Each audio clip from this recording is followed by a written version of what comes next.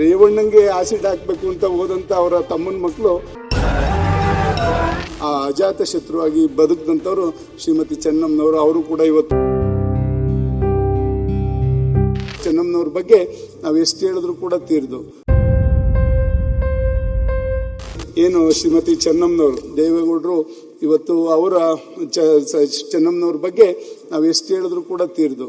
ಒಬ್ಬ ಮಹಿಳೆ ಒಂದು ರಾಜಕಾರಣಕ್ಕೂ ಬರದೆ, ಒಂದು ಗ್ರಾಮ ಪಂಚಾಯತಿಗೂ ಕೂಡ ನಿಲ್ಲದೆ ಇವತ್ತು ಆ ಕುಟುಂಬವನ್ನ ಪ್ರಧಾನಿವರೆಗೂ, ಒಂದು ಗ್ರಾಮ ಪಂಚಾಯತಿಯಿಂದ ಪ್ರಧಾನಿವರೆಗೂ ತಗೊಂಡೋಗೋವರೆಗೂ ಜೊತೆಲಿದ್ದಂಥ ಒಂದು ಹೆಣ್ಮಗು.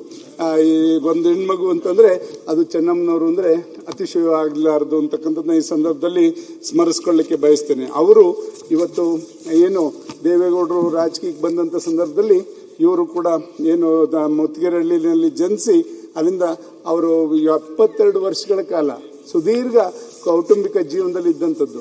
ಒಂದು ಏನು ಅವರು ಆದರ್ಶ ಮಹಿಳೆಯಾಗಿ ಇವತ್ತು ಜೀವಿಸಿದಂಥವ್ರು ಶ್ರೀಮತಿ ಚೆನ್ನಮ್ಮನವರು. ಇಲ್ಲಿರ್ತಕ್ಕಂಥ ಎಲ್ಲರೂ ಹಲವಾರು ಜನ ಅವ್ರ ಕೈಲಿ ಏನಾದರೂ ಒಂದು ಪ್ರಸಾದ ರೀತಿನಲ್ಲೋ ಅನ್ನದ ರೀತಿನಲ್ಲಿ ನಾವು ಪಡೆದಿದ್ದೇವೆ. ಯಾಕೆಂದ್ರೆ ಒಂದಲ್ಲ ಒಂದು ರೀತಿನಲ್ಲಿ ನಾವು ಹೊಂದಾಣಿಕೆ ರಾಜಕಾರಣ ಆಗಿದೆ. ಕಾಂಗ್ರೆಸ್ ಜೊತೆನೂ ಆಗಿದೆ, ಬಿಜೆಪಿ ಜೊತೆನೂ ಆಗಿದೆ, ನಮ್ಮ ಜನತಾದಳದವ್ರಿಗಂತೂ ಎಲ್ಲರಿಗೂ ಕೂಡ ಗೊತ್ತಿದೆ.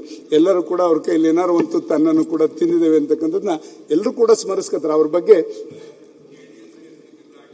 ಅದನ್ನೇ ಹೇಳಿದೆ. ಅದಕ್ಕೇನೆ ಕಾಂಗ್ರೆಸ್ನವರು ಕೂಡ ಹೊಂದಾಣಿಕೆ ಆದಾಗ ಅವರು ಕೂಡ ಮನೆಗೆ ಹೋದಾಗ ಏನಾದರೂ ಒಂದು ನೀವು ಒಂದೇ ಒಂದು ಯೋಚನೆ ಮಾಡಬೇಕು. ಯಾರು ಕೂಡ ಇವತ್ತು ಕುಮಾರಸ್ವಾಮಿನೋ ದೇವೇಗೌಡರನ್ನೋ ಬೈದವರು ನಾಳೆ ಹೋಗಿ ಅವ್ರ ಮನೆಗೆ ಹೋದ್ರೆ ಬಾ ಯಾವಾಗ ಬಂದೆ, ಬಾ ತಿಂಡಿ ತಿನ್ನು ಅಂತ ಕೇಳಿದಂಥ ನಿದರ್ಶನ ಚೆನ್ನಮ್ಮನವ್ರದ್ದು. ಆ ದೊಡ್ಡ ಗುಣ ಮಹಿಳೆಯರು. ಇಲ್ಲಾಂದ್ರೆ ಎಲ್ಲೋ ಒಂದ್ ಕಡೆ ಅಸೂಯೆ ಹೊಟ್ಟೆ ಕಿಚ್ಚು ಬರ್ತಾ ಇರುತ್ತೆ. ಯಾರಿಗಾರು ನನ್ನ ಗಂಡಂಗೆ ಹಿಂಗಂದ, ನನ್ನ ಮಗಂಗೆ ಹಿಂಗಂದ ಅಂತ. ಆ ಥರ ಭಾವನೆ ಯಾವತ್ತೂ ಕೂಡ ಅವ್ರು ಉಳಿಸ್ಕೊಳ್ಳಲ್ಲ. ಅವರು ದಿನದಲ್ಲಿ 2 ಕೆಲಸ, ಬೆಳಗ್ಗೆ ಇದ್ರೆ ಪೂಜೆ ಮಾಡೋದು, 5-6 ಗಂಟೆ ಪೂಜೆ ಮಾಡ್ತಕ್ಕಂಥದ್ದು, ಅಡುಗೆ ಮನೆಯಲ್ಲಿ. ಇವೆರಡರಲ್ಲೇ ಇಷ್ಟೊಂದು ಜನ ಸಂಪಾದಿಸಿದಂಥ ಮಹಿಳೆ ಅಂದರೆ ಅದು ಚೆನ್ನಮ್ಮನವರು ಅಂತ ನಾವು ಹೆಮ್ಮೆಯಿಂದ ಹೇಳ್ಕೋಬಹುದು. ಅವರ ಒಂದು ದೇವೇಗೌಡರಿಗೆ ಕಷ್ಟ ಕಾಲದಲ್ಲಿ, ರಾಜಕಾರಣ ಅಂದರೆ ಎಲ್ಲರೂ ಕೂಡ ಅನುಭವಿಸಿರ್ತೇವೆ ಕಷ್ಟ ಕಾಲ, ಒಡವೆ ಇಡ್ತಕ್ಕಂಥದ್ದು, ಆಸ್ತಿಗಳನ್ನಿಟ್ಟು ರಾಜಕೀಯ ಮಾಡ್ತಕ್ಕಂಥದ್ದು, ಇದೆಲ್ಲ ಅವರ ಒಡವೆಗಳನ್ನು ಕೂಡ ಅಡ ಇಟ್ಟು ಇವತ್ತು ದೇವೇಗೌಡರಿಗೆ ಬೆಂಬಲವಾಗಿ ನಿಂತಂಥ ಮಹಿಳೆ. ಈ ಥರ ಪರಿಸ್ಥಿತಿಗಳು ಬರಬಾರ್ದು ಅಂತಕ್ಕಂಥದ್ದನ್ನ ಯೋಚನೆ ಮಾಡಿ ಅವರೆಲ್ಲ ರೀತಿಯಲ್ಲೂ ಕಷ್ಟ ಕಾಲದಲ್ಲಿ ಆಗ್ಬೋದು. ಅವರು ಗ್ರಾಮ ಪಂಚಾಯತಿಯಿಂದ ಪ್ರಧಾನಿ ಆದರೂ ಕೂಡ ಅಷ್ಟೇ ಸರಳತೆಯಿಂದ ಇದ್ದಂಥ ಒಂದು ಮಹಿಳೆ. ಅವರ ಜೊತೆಯಲ್ಲಿ ಒಂದ್ಸಲ ಅವ್ರಿಗೆ ದಾಯಾದಿಗಳ ಕಲ ಇದ್ದೇ ಇರ್ತದೆ ಯಾವ ಕುಟುಂಬದಲ್ಲಾದ್ರೂ. ಒಂದ್ಸತಿ ರೇವಣ್ಣಂಗೆ ಆಸಿಡ್ ಹಾಕಬೇಕು ಅಂತ ಹೋದಂತ ಅವರ ತಮ್ಮನ ಮಕ್ಕಳು ಆಕಸ್ಮಿಕವಾಗಿ ಇವ್ರ ದೇವಸ್ಥಾನಕ್ಕೆ ಅಲ್ಲಿ ಹೋದಾಗ ಶಿವರಾತ್ರಿನಲ್ಲಿ ಇವ್ರ ಮೇಲೆ ಅದು ಆಸಿಡ್ ದಾಳಿ ಆಗ್ತದೆ, ಇವರು ಮತ್ತೆ ರೇವಣ್ಣವರ ಧರ್ಮಪತ್ನಿಯವ್ರ ಮೇಲೆ. ಆ ಸಂದರ್ಭದಲ್ಲಿ ಸುಮಾರು 2 ತಿಂಗಳ ಕಾಲ ಅವರು ಇಲ್ಲೇ ಮಲ್ಯ ಹಾಸ್ಪಿಟಲ್ನಲ್ಲಿ ICU ಅಲ್ಲಿ ಇದ್ದಂಥದ್ದು ನಾವೆಲ್ಲರೂ ಕೂಡ ಸ್ಮರಿಸ್ಕೊತೀವಿ.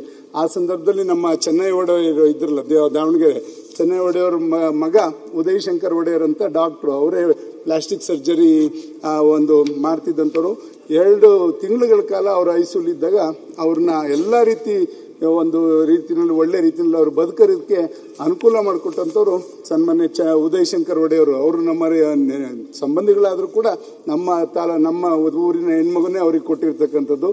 ಅವರು ಇವತ್ತು ಮೊನ್ನೆ ಕರೆದು ಅವರು ಕೂಡ ಒಂದು ಅವ್ರಿಗೆ ಗೌರವ ಸಲ್ಲಿಸ್ತಕ್ಕಂಥದ್ದು. ಇದೆಲ್ಲ ನೋಡಿದಾಗ ಖಂಡಿತ ಕೊನೆಗೆ ಅವರ ಉಸಿರಾಟದ ತೊಂದರೆಯಿಂದ ಇವತ್ತು ನಮ್ಮನ್ನೆಲ್ಲ ಕೂಡ ಆಗಲಿದ್ದಾರೆ.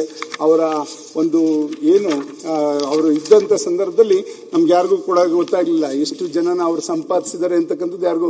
ಪುನೀತ್ ರಾಜ್ಕುಮಾರ್ದು ಕೂಡ ನಾವು ನೋಡಿದ್ವಿ. ಅವ್ರು ಇದ್ದಾಗ ಪುನೀತ್ ರಾಜ್ಕುಮಾರ್ ಯಾರು ಅಂತಲೂ ಕೂಡ ನಾವು ಯಾರು ಕೂಡ ಇಲ್ಲ ಊಹೆ ಮಾಡಿಲ್ಲ.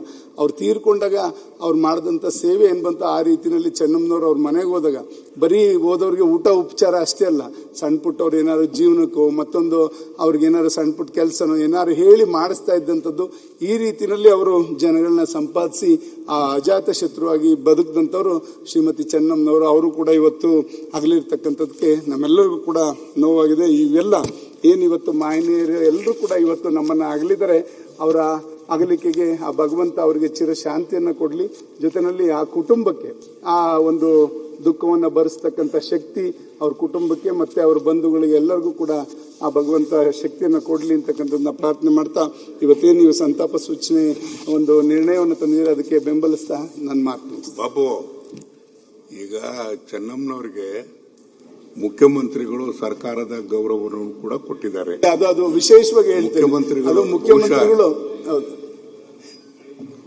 ಇಲ್ಲ, ಮುಖ್ಯಮಂತ್ರಿಗಳು ಒಂದು ವಿಶಾಲತೆ ಮೆರೆದಿದ್ದಾರೆ. ಅದರಲ್ಲಿ ನಾನು ಎಲ್ಲರೂ ಪರವಾಗಿ ಅದನ್ನು ಅಭಿನಂದಿಸ್ತೇನೆ. ಯಾಕೆಂದ್ರೆ ರಾಜಕೀಯ ಬೇರೆ, ಹೊಸ ರಾಜಕೀಯ ಸಂಪ್ರದಾಯ ಹಾಕಿದ್ದಾರೆ. ಸಾವನಲ್ಲೂ ಕೂಡ ಇವತ್ತು ಯಾರಿಗೆ ಒಂದು ನೋವಾದಾಗ ಇವತ್ತು ಎಲ್ಲರೂ ಕೂಡ ರಾಜಕಾರಣದಲ್ಲಿ ಸೋಲು ಗೆಲುವು ಇರ್ತದೆ. ಆದ್ರೆ ಅಧಿಕಾರ ಸಿಕ್ಕಿದಾಗ ಅವರೊಂದು ಮಾತು ಹೇಳಿದ್ರು, ಮಾತಾಡ್ಬೇಕಾದ್ರೆ ಅಧಿಕಾರ ಇದ್ದಾಗ ವಿಶಾಲತೆ ಮೆರಿಬೇಕು ಅಂತ ಅವರು ಸಂತಾಪ ಸಭೆಯಲ್ಲಿ ಮಾತಾಡ್ಬೇಕಾದ್ರೆ ಹೇಳಿದ್ರು. ಖಂಡಿತ ಅದನ್ನ ಅಭಿನಂದಿಸ್ತೇನೆ. ಯಾಕೆಂದ್ರೆ ಒಂದು ಯಾರೇ ಆಗ್ಲಿ, ಯಾರೇ ಒಂದು ಸರಳತೆ ನಮ್ಗೆ ಆದರ್ಶವಾಗಿ ಬದುಕಂತವ್ರನ್ನ ಸ್ಮರಿಸ್ಕೊಂಡು ಅದು ನಮ್ಗೆಲ್ಲರಿಗೂ ಕೂಡ ಆದರ್ಶವಾಗಿ ಇರೋ ರೀತಿಯಲ್ಲಿ ಇವತ್ತು ಅದನ್ನ ಎತ್ತಿಡಿದು ಅವರಿಗೆ ಸರ್ಕಾರಿ ಗೌರವದೊಂದಿಗೆ ಅವರ ಅಂತ್ಯ ಸಂಸ್ಕಾರಕ್ಕೆ ಪಾಲ್ಗೊಂಡಂಥದ್ದು ಸನ್ಮಾನ್ಯ ಮುಖ್ಯಮಂತ್ರಿಗಳಿಗೆ ಇಡೀ ರಾಜ್ಯದ ಪರವಾಗಿ ಅದು ನಮ್ಮ ಜನತಾದಳದ ಪರವಾಗಿ ಕೂಡ ಅಭಿನಂದನೆ ಸಲ್ಲಿಸಲಿಕ್ಕೆ ಬಯಸ್ತೇನೆ.